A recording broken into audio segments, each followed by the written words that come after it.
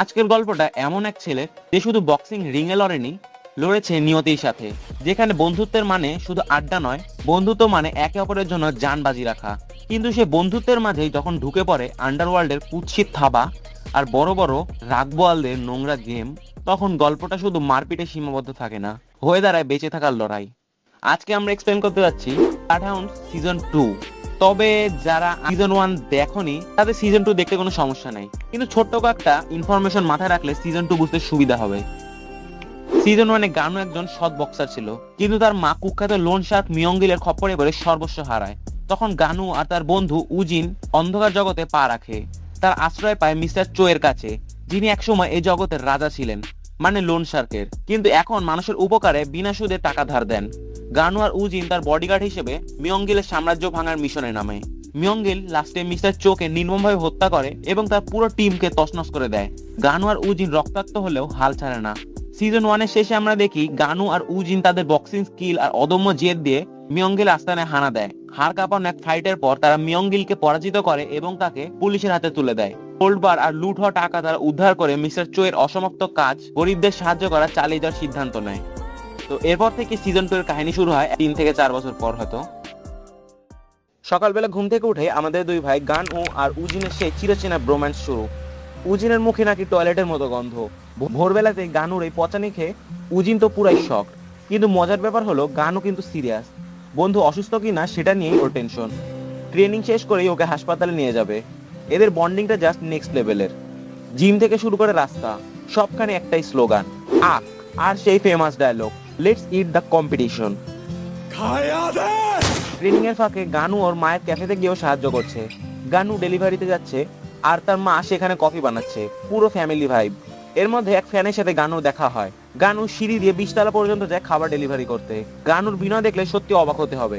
Boxer হয়ে ও বলছে সিঁড়িতে উঠলে নাকি ওর ব্যালেন্স ভালো হয়। সিম্পল লিভিং হাই থিঙ্কিং যাকে বলে আর কি। কিন্তু গল্পের আসল উত্তেজনা শুরু হয় যখন আমরা দেখি গানু এখন আর সেই নবাগত বক্সার নেই। ও এখন WBC ওয়ার্ল্ড সুপার মিডল ওয়েটের টাইটেলের জন্য লড়ছে। অপোনেন্টকে আদিত বেল, এক কথায় একটা দানব। ওয়েট ইন করার সময় বেল যে লেভেলে ট্র্যাশ টক করলো আর গানুকে মারতে আসলো, গ্যালারি পাবলিক তো সেখানে পাগল হয়ে যাচ্ছিল।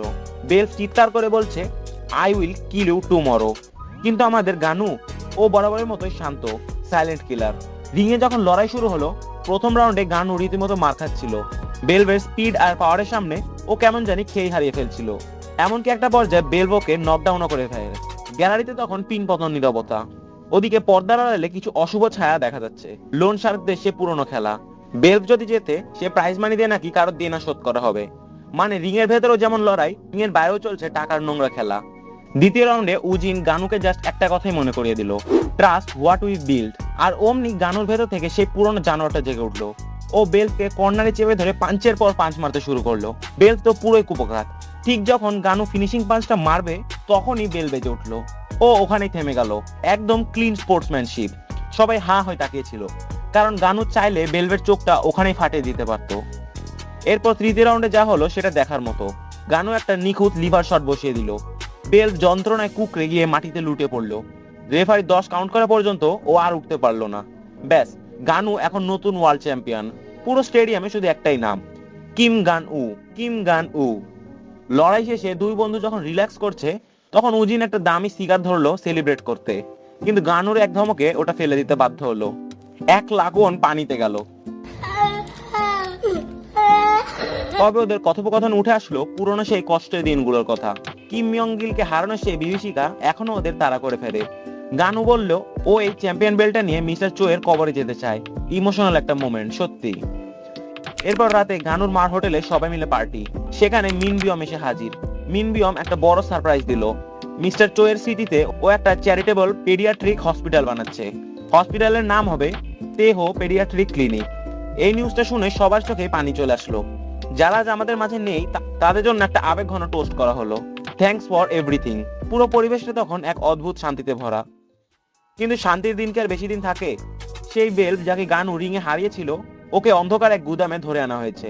বেলভ আসলে একটা বিশাল জুয়ার দেনা ডুবে আছে, $3 মিলিয়ন। সেই লোন শার্করা ওকে এখানে জোর করে আন্ডারগ্রাউন্ড কেস ফাইটিং এ নামাতে চায়। বেলভকে বলা হলো যদি ও না লড়ে তবে ওর মেয়েকে মেরে ফেলা হবে। রিং এর সেই চ্যাম্পিয়ন আজ খাঁচায় বন্দি একটা পশুর মতো অসহায়। আয়রন নাকল ফাইটিং চ্যাম্পিয়নশিপ বা IKFC নামটা শুনলে মনে হবে কোনো চিকেন ফ্রাইয়ের দোকান, কিন্তু আসলে এটা একটা নরক। এখানে মানুষের জীবনের দাম ডলারে হিসাব করা হয়। চ্যাম্পিয়ন আদিক বের যখন রিংয়ে নামলো, গ্যালারিতে তখন টাকার পাহাড় উঠছে। 400 মিলিয়নের ওপর বেটিং হয়ে গেছে অলরেডি। কিন্তু ভাই, রিং এর ভেতরে যে শুরু হলো না, ওটা খেলা ছিল না, ওটা ছিল কচু কাটা। আদিককে এমন ভাবে মারা হচ্ছে যে ওর চেহারা চেনা দেয়। আর এই পুরো শোটা কন্ট্রোল করছে কিছু সাইকোপ্যাথ। ক্যামেরা আড়ালে যখন আদিককে টেনে নিয়ে যাওয়া হলো, তখন শুরু হলো আসল বিভৎসতা। আদিকের হার্ট আর কিডনি বিক্রির ডিল হচ্ছে। এক একটা অর্গানের দাম 50 থেকে 100 মিলিয়ন ওন। চিন্তা করা যায়, মানুষের হার্ট নিয়ে যেন বাজারে সবজি বিক্রি হচ্ছে। আর এদের পরবর্তী টার্গেট কে জানেন? আমাদের কিম গুনু। এটা তো জানা কথাই, মেন হিরো সবসময় টার্গেট হয়, তাকে নিয়েই তো ড্রামা বানানো হয়। কিন্তু গুনুর দুনিয়াটা একদম আলাদা। ও আর উজিন মিলে এখন একটা ছোট্ট ফ্যামিলি। সাথে আছে রিটায়ার্ড পুলিশ অফিসার তাইয়ং, যার হাতটা ইনজুরিতে অকেজো হয়ে গেছে। গুনুর মা ওদের জন্য জানজরিয়াম রান্না করে পাঠিয়েছেন। সবাই মিলে হাসাহাসি করে শপিং করছে। তাইয়ং যখন একটু ইমোশনাল হয়ে বলল যে সে ওদের বোঝা হতে চায় না, তখন উজিন যা একটা কথা বললো না ভাই, ও বলল একবার ফ্যামিলি মানে আজীবনের ফ্যামিলি, দরকার হলে জান দিয়ে দেব, তাও ফ্যামিলিকে একা ছাড়বো না। এই যে ইমোশনাল মোমেন্টটা, এটাই তো গল্পের আসল সোল। কিন্তু এই সুখ বেশিক্ষণ কপালে সইল না। গুনুর মা যখন বাসায় একা, তখন দরজায় নক। জিমের বন্ধু পরিচয় দিয়ে ভেতরে ঢুকে পড়লো সেই IKFCর কালপ্রিট গুলো। এদের ভাবসাব দেখে মনে হচ্ছে এরা দুনিয়ার মালিক। গুনু বাসায় ঢোকা মাত্রই তাকে 15 বিলিয়ন ওয়ানের অফার দেওয়া হলো, জাস্ট একটা ম্যাচ খেলবে আর সারা জীবনের জন্য সব অভাব দূর। কিন্তু গুনুর মা লেডি বস ভাই, সরাসরি মুখের ওপর বলে দিলেন যে টাকা মিথ্যা বলে কামাতে হয় সে টাকা আমাদের লাগবে না, হারাম টাকার দাম অনেক বেশি দিতে হয়। কিন্তু ওই শয়তানগুলো দমার পাত্র না। গুনু নিজেকে কন্ট্রোল করলো শুধু মায়ের জন্য। শয়তানগুলো চলে যাওয়ার পর গুনু আর উজিন বুঝতে পারলো পানি অনেক দূর গড়িয়েছে। ওরা গেল ডার্টি ডিগার ইয়াং এর কাছে ইনফরমেশনের জন্য। জানা গেল এই IKFCর মেম্বার সংখ্যা 4 মিলিয়ন, পুরো গ্লোবাল একটা সিন্ডিকেট। ইয়াং যখন ক্যালকুলেশন করে দেখালো যে মাথা পিছু 10,000 ওয়ান ধরলেও এদের ভোল্টে কত টাকা জমে, তখন উজিনের চোখ তো কপালে। কিন্তু টেনশনটা অন্য জায়গায়। ওদিকে ভিলেনরা অলরেডি প্ল্যান সাজিয়ে ফেলেছে আর হায়ার করেছে এক্স প্রেসিডেন্সিয়াল সিকিউরিটি এজেন্টদের, যারা এখন টাকার অভাবে যা ইচ্ছা তাই করতে রাজি। এদের বলা হয় ব্লাড হাউন্ডস। একবার টার্গেট ধরলে আর ছাড়ে না। মানে এতক্ষণে টাইটেল কাট হলো। গল্পের ক্লাইম্যাক্সটা শুরু হলো যখন গুনু আর উজিন ঘুমিয়ে আছে। সেই প্রফেশনাল কিডন্যাপাররা হানা দিল গুনুর বাসায়। গুনু আর উজিন যখন টের পেয়ে দৌড়ে আসলো, ততক্ষণে দেরি হয়ে গেছে। ঘরের মাঝখানে শুরু হলো ব্রুটাল ফাইট। একদিকে গুনুর পাগলাটে পাঞ্চ আর অন্যদিকে সেই ট্রেন্ড সিকিউরিটি এজেন্টরা। গুনু একা লড়ছে ওর মায়ের জন্য, কিন্তু সংখ্যা ওরা অনেক বেশি। মার খাচ্ছে, ইনজুরিতে শরীর ভেঙে পড়ছে, কিন্তু ওর মায়ের জন্য চিৎকার করছে। তাদেরকে মেরে ফেলবে এমন অবস্থা। চোখের সামনে যে তার মাকে নিয়ে যেতে দেখেছে। গুনু মাটিতে পড়ে ছটফট করছে। গাড়িটা যখন ধোয়া উড়ে স্পিডে বেরিয়ে গেল, গুনু তাও তার পেছনে ছুটতেই লাগলো। কিন্তু লাস্টে গাড়িটা ব্লাস্ট হয়ে যায়। মানে সব প্রমাণ একদম ধূলিসাৎ। এর সাথে এপিসোড 1 শেষ হয়ে যায়। ভাই কি দেখালো! আমি এপিসোড 2 না দেখে থাকতেই পারিনি। তো এবার এপিসোড 2। সিসিটিভি ফুটেজটা দেখার পর পুলিশ অফিসারের মাথা পুরো ঘুরে গেছে, কারণ ফুটেজে কোনো ক্লিপ নেই। উজিন জানালো 4 জন লোক একদম একই ড্রেস, কালো জ্যাকেট, কালো প্যান্ট আর মুখে কালো মাস্ক। জাস্ট ইমাজিন করো, এক একটা যেন চলন্ত পাহাড়, ডেঞ্জারাসলি বিশাল বডি। ডিটেকটিভ জিজ্ঞেস করলো বিশাল মানে ঠিক কতটা বিশাল। গানু জানালো ওরা সাধারণ মানুষের চেয়ে অনেক বড়, অন্তত 2 জন তো 6 ফুট 2 ইঞ্চির উপরে হবেই। শুধু বডি না, তাদের মুভমেন্ট দেখে বোঝা যাচ্ছিল তারা প্রফেশনাল ক্যারাটে জানে। হাতে বড় বড় ব্যাটন, যেগুলোতে ইলেকট্রিক টিজার লাগান, মানে একবার টাচ লাগলে একদম খেল খতম।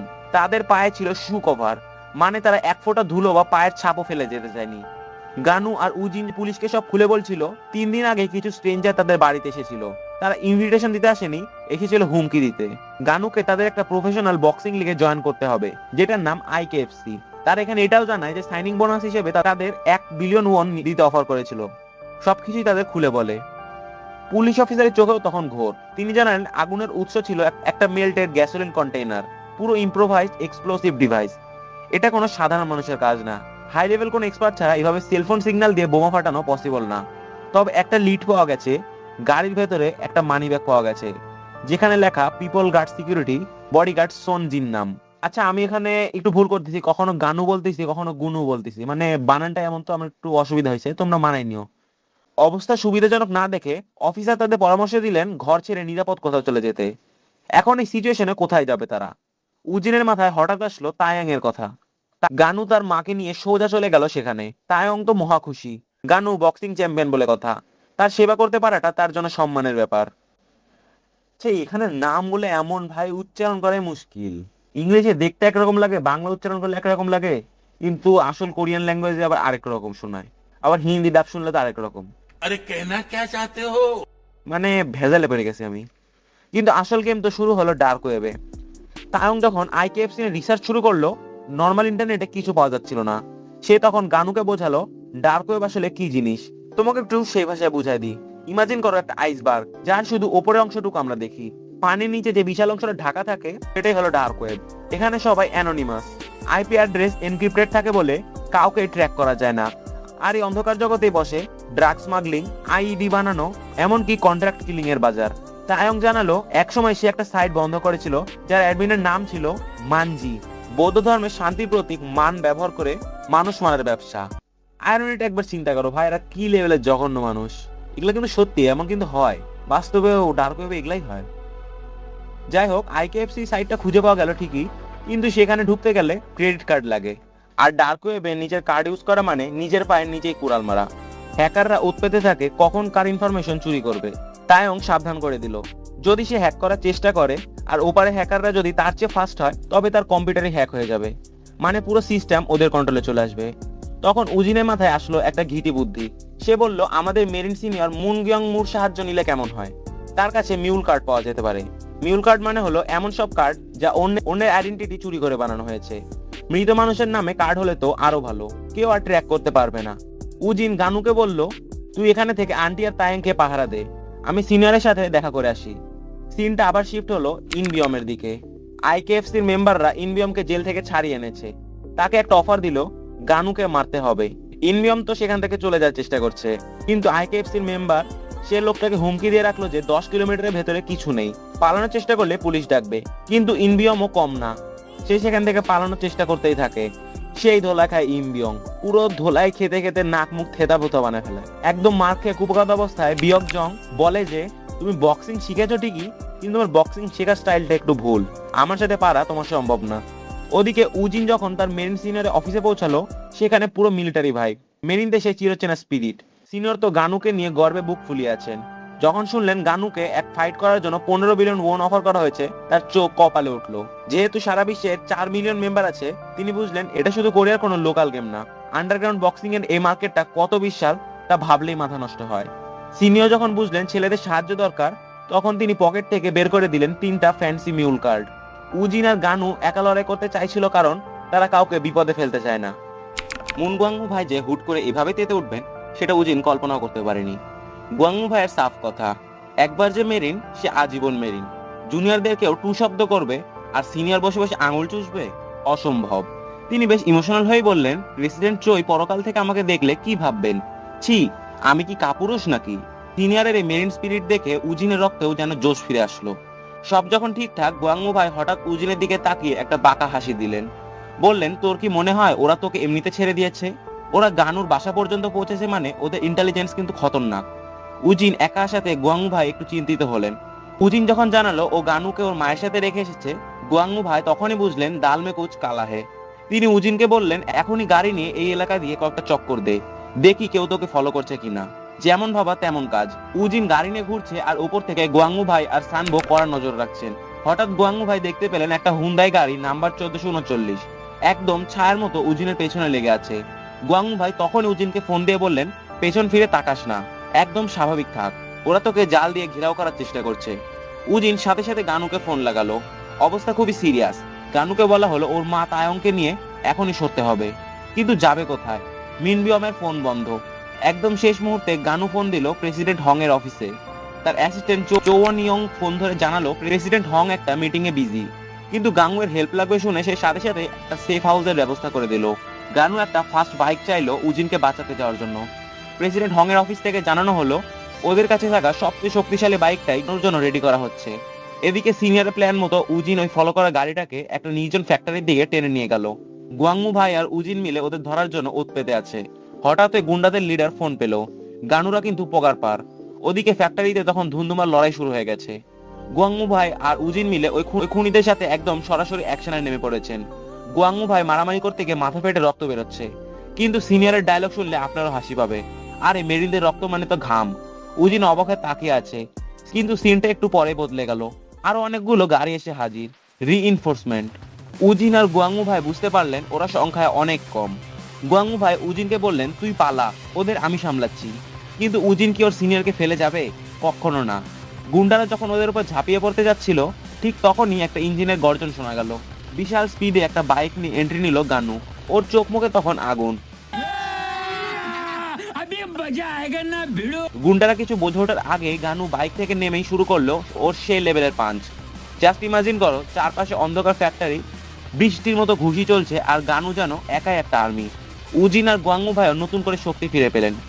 শেষমেশ সব গুন্ডাকে কুপঘাত করা হলো। উজিন আর গানু সিনিয়রের কাছে গিয়ে দাঁড়ালো। উজিনের অবস্থা খারাপ, গুয়াংমু ভাই তখন হাঁপাচ্ছেন, শরীর থেকে টপ টপ করে রক্ত পড়ছে। গানু যখন জিজ্ঞেস করলো তিনি ঠিক আছেন কিনা, সিনিয়র আবার সে একই কথা বললেন, আরে মেরিনদের রক্ত মানে তো ঘাম, তবে রিটায়ার করার পর এই রক্তগুলো ইদানিং রক্ত রক্তই মনে হয়। এই বলে তিনি হাসলেন। তিনজনের এই বন্ডিংটা তখন দেখার মতো ছিল। শরীর ভাঙলেও তাদের মেরিন স্পিরিট তখনও তুঙ্গে। গানু আর উজিন মিলে সিনিয়রকে ধরে গাড়ির দিকে নিয়ে গেল। তারা জানে সামনে লড়াই আরো কঠিন হবে, কিন্তু এবার তারা একা নয়, পুরো টিম এখন একসাথে। তো এপিসোড 3। ইমার্জেন্সি ওয়ার্ডের সামনে দাঁড়িয়ে আছে গানু। মনটা ওর একদম শেষ, কারণ ওর ভুলের জন্য আজও দুই কাছের মানুষ মিস্টার মুন আর উজিন হাসপাতালের বেডে। উজিনের হাতের তালু ফেটে চৌচির, আর মিস্টার মুনের কপালে গভীর ক্ষত। গানু ওর মাকে ফোনে বলছে, মা, সব আমার জন্য হয়েছে। কিন্তু মা তো মাই হয়। শান্ত গলায় বুঝিয়ে বললেন যে দুনিয়াটা এভাবেই চলে, অনেক সময় বিনা কারণে খারাপ কিছু ঘটে যায়, কিন্তু এই খারাপ সময়ের আড়ালেই হয়তো বড় কোনো সুযোগ লুকিয়ে আছে। এদিকে এমার্জেন্সি রুমের ভেতরে মুন গুয়াংমু ভাই সেই লেভেলের ক্যারেক্টার। ডাক্তার যখন ওনাকে সেলাই করতে যাবে, তিনি ভাব মারার জন্য বলছেন, ডাক্তার সাহেব সেলাইটা একটু সুন্দর করে দিয়েন তো, দেখতে যেন জোস লাগে। ডাক্তার বেচার ইঞ্জেকশন না দিয়ে সেলাই করতেই গুয়াংমু ভাইয়ের সব গ্যাংস্টারগিরি শেষ। ব্যথায় কুকড়ে চিল্লায় অস্থির, কিন্তু তাও তিনি কম যান না। কপালে সেলাই নিয়ে বের হয়ে ডাক্তারকে অফার দিয়ে বসলেন, আপনার যদি টাকা লাগে বললেন, বিনা সুদে লোন দেব। গানু যখন এসে সরি বলল, মিস্টার মুনোকে একটা সিরিয়াস কথা বললেন, তোর ফিস্ট যেমন লোহার মতো শক্ত, তোর মনটাও সেরকম শক্ত করতে হবে। ইমোশনাল হয়ে পড়লে চলবে না, কারণ তোর এই সফট হার্টের জন্য আশেপাশের মানুষগুলো বিপদে পড়ছে। কথাটা গানু বুঝতে পারে। এখানে গানু কথায় কথায় ভাই কান্দে।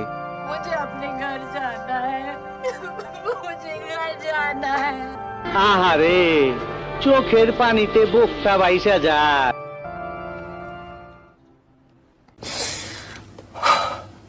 সকাল হতেই সিন শিফট হলো মিনবমের লাক্সারি অফিসে। সেখানে হাজির হলো সিউল পুলিশের মেজর, ক্রাইম ডিভিশনের সিনিয়র ইন্সপেক্টর মিন কাংইয়ং। লোকটা একদম সলিড, আইনের বাইরে এক চুল নড়বে না। আচ্ছা, মিনবম আর মিন কাংইয়ং ফার্স্ট পার্টে অন্যতম একটা ক্যারেক্টার ছিল। তারাই শেষ মুহূর্তে এসে গানু আর উজিনকে হেল্প করে মিয়ঙ্গি লেক হারানোর জন্য। তখন থেকে এরা একদম পাক্কা পার্টনার, কেউ কাউকে ধোকা দেওয়ার মতো অবস্থা না, এবং একজন আর একজনের বিপদে একদম নিজে জান দিয়ে দেয়। খবর এলো জেল ভেঙে পালিয়েছে ভয়ঙ্কর ক্রিমিনাল কাং ইনবম। এই ইনবম সেই লেভেলের একটা সাইকোপ্যাথ, যাকে ধরা ছিল প্রায় অসম্ভব।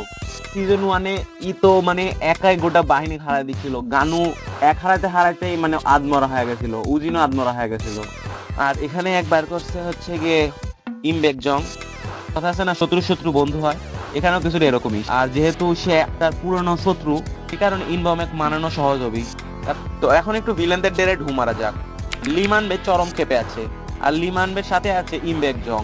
ওর এক চেলাকে লিমানবে 300 মিলিয়ন দিয়েও কাজ হাসিল করতে পারেনি, কিন্তু তারপরও চেলাটা লিমানবের উপরে চিল্লাতে থাকে যে তুই আমাকে আগে বলবি না যে ও একজন বক্সার, তাহলে তো আরো বেশি গুন্ডা পান্ডা নিয়ে যেতাম। এই চিল্লানি শুনে ইমবেকজং এর মাথায় একদম রাগ উঠে যায়। সে রাগা মানেই রক্তারক্তি, লোকটাকে ধুমাধুম মারে। এরপর একটা বাথটবের সামনে যা বলে কামড় দিয়ে ধরে রাখ, আর তারপর মাথার মধ্যে এক ঘুষি মারে থুতা মোতা ভুতা বানা ফেলায়। এই ইমবেকজং এর এখন একটাই টার্গেট, যে কোনো মূল্যে ওর বক্সিং রিংয়ে ওকে বক্সিং করাতেই হবে। গানুর সেফটির কথা চিন্তা করে মিনবম ওদের সবাইকে সিউল টাইম স্কোয়ারের মেরিয়ট হোটেলে শিফট করে দিল, একদম হাই লেভেল সিকিউরিটি। গানু আর উজিন যখন হোটেল রুমে, তখন একটা ইমোশনাল মোমেন্ট তৈরি হয়। গানু এখনো অপরাধে ভুগছে, কিন্তু উজিন ওকে হাসানোর চেষ্টা করছে, বলছে আরে ভাই, আমার হাতের চামড়া অনেক মোটা, তাড়াতাড়ি ঠিক হয়ে যাবে, এখন জাস্ট রুম সার্ভিস দিয়ে ভালো মন্দ কিছু খাওয়াইলেই আমি ফিট। কিন্তু শান্তি কি আর কপালে আছে? ওরা যখন ল্যাপটপ খুলে ইন্টারনেটে ঘাটাঘাটি করছিল, তখন আবার সেই আইকেএফসি ডার্ক ওয়েবসাইটে ঢুকলো। সেখানে দেখলো গানুর ছবি দিয়ে একটা পোস্টার বানানো, কিন্তু ছবিটা এআই দিয়ে জেনারেট করা। একদম রাগী একটা লুক, নিচে বড় বড় অক্ষরে লেখা স্কেয়ার ফেস, মানে গানুকে ওরা অলরেডি একটা ইলিগাল টুর্নামেন্টের টপ কন্টেন্ডার বানিয়ে পাবলিসিটি শুরু করে দিয়েছে। এখানে তার আদিকের মার্কার ভিডিওটাও দেখতে পায়। এরা কিন্তু জানে না যে আদিক মরে গেছে, এদের কাছে মনে হয় আদিক নিখোঁজ এবং তাকে নিখোঁজ করেছে এই আইকেএফসির মেম্বাররাই। এইটুকুই জানে, সে যে মারা গেছে না বেঁচে আছে সেটা কেউই জানে না। ঘাটাঘাটি করতে করতে ল্যাপটপের স্ক্রিনে লাল রঙে জ্বলে উঠলো থ্রেড ডিটেক্টেড। কে একজন ওদের ট্র্যাক করছে। সাথে সাথে ল্যাপটপটা ভাইরাসে অ্যাটাক হলো, ফাইল সিস্টেম এরর হয়ে পুরো ল্যাপটপ ক্র্যাশ। গানু আর উজিন তো একটু ভয় পেয়ে গেল, কিন্তু উজিন তেইয়ং এর কাছে ক্ষমা চেয়ে বলল প্রাইজের টাকা পেলেই ওকে একদম একটা ব্র্যান্ড নিউ কম্পিউটার কিনে দেবে। ওদিকে মিস্টার মুন অর্থাৎ আমাদের প্রিয় চিলমুডের লোন শার্ক গুয়াংমো এসে হাজির। ও এই লোন শার্ক হলেও কিন্তু তেমন লোন শার্ক না। সিজন 1 চৈতেহ যেমন ভালো একজন লোন শার্ক ছিল, সবাইকে বিনা সুদে লোন দিত, সেরকমই গুয়াংমো যদিও বিনা সুদে লোন দেয় না, কিন্তু কারোর উপর জোর জবরদস্তি করে লোন তুলে না। সেই কারণে বললাম যে ভালো মনের লোন শার্ক। রুম দেখে তো উনি টাস্কি খেয়ে গেছেন। সফল হলে তবেই না এমন লাইফ কাটানো যায়। ওনার এই ডায়লগ শুনে মনে হলো নিজের লাইফ নিয়ে একবার ভাবা দরকার। তবে মজার মাঝে আসল সিরিয়াস নিউজ। উজিনরা মিস্টার মুনকে জানালো যে বক্সার আদিক নিখোঁজ। যে গ্যাংটা ওদের বাড়িতে হামলা করছিল তারাই আদিককে তুলে নিয়ে গেছে আর জোর করে আইকেএফসি লিগে মারামারি করাচ্ছে। সিচুয়েশন এখন পুরাই টান। গুয়াংমো সাফ জানিয়ে দিলেন যাই হয়ে যাক গানুকে প্রোটেক্ট করতে হবে। तू फिक्र मत कर, मैं हूं ना, मैं संभाल लूंगा। बच्चा यार तू मेरा। পরদিন সকাল 11টা, দুই টিম দুই ভাগে ভাগ হয়ে দুই কাজ করছে। ডিটেকটিভ চই আর গ্যাংয়ের সাথে মিটিং, আর অন্যদিকে উজিন আর গুয়াংমো আরেক সূত্র খুঁজে বেড়াচ্ছে। তারা এসেছে একটা জিমনেশিয়ামে। দেখে মনে হবে সাধারণ জিম, কিন্তু আসলে এটা গুন্ডাদের আস্তানা। উজিন আর গুয়াংমো সেখানে ঢুকতেই তো তুলকালাম, আরে ওই তো সে আসল কালপ্রিট গুলো। ব্যাস শুরু হলো ধাওয়া পাল্টা ধাওয়া। উজিন তার সেই নাড়াচাড়া না করতে পারা হাত দিয়েই গুন্ডারা মার খেয়ে সবাই কুপকাত হয়ে গেল। সেই সময় আবার পুলিশে চলে আসলো ভাই, তারা সবাইকে জেলে নিয়ে গেল। এদিকে আবার ভিড়ের মধ্যে একটা হুডি পরা লোক এসে ডিটেকটিভ চইকে স্ট্যাপ করে দিল। চারদিকে চিৎকার, রক্ত আর হাহাকার। গানু পাগলের মতো লোকটাকে ধরার চেষ্টা করলো, কিন্তু ভিড়ের মধ্যে সে হাওয়া। ক্যাংইয়ং এসে মেসেজটা যখন গানু ফোনে আসলো যে আমি ডিটেকটিভ চইকে বাঁচাতে পারলাম না, তখন বুকের ভেতরটা তার সত্যি হু হু করে উঠলো। এক নিমিষে যেন সব উলটপালট হয়ে গেল। সে কাউকেই বাঁচাতে পারছে না। হিরো এখন একদম পুরাই দুর্বল। পরের সিনে দেখা গেল পুলিশ স্টেশনে ক্যাংইয়ং মেম্বারদের ঝাড়ছে, কারণ তারা সবাই পুলিশের কাছে আসছে আর ক্যাংইয়ং নিজে একটা পুলিশ। তো পুলিশে এসে যখন গুন্ডাদের ছাড়ায় তখন দেখতে কেমন লাগে। কিন্তু গুয়াংমো সেখানে এসে রিকোয়েস্ট করলেন ওনাকে যেন টিমে রাখা হয়, ওনাকে যেন বের করে না দেওয়া হয়। উনি যে সাবেক মেরিন অফিসার, সে প্রাইড থেকে বললেন আমাকে গানু আর উজিনের সুপারিয়ার হিসেবে কাজ করতে দিন প্লিজ। ইন্সপেক্টর গ্যাংইয়ং সুযোগটা দিলেন। ওনাকে মিশন দেওয়া হলো গুডংইয়ককে শায়েস্তা করে আসল লিডারের নাম বের করার। এবার একটা মাসাজ পার্লারে গুয়াংমোর স্পেশাল মাসাজ সেশন। এই মেয়েটাকে দেখো, হেভি সুন্দর না? গুয়াংমো আর সুনবো মিলে ডংইয়ককে এমন মাসাজ দিচ্ছে যে ওর হাড়গোড় সব ভেঙে আসার দশা।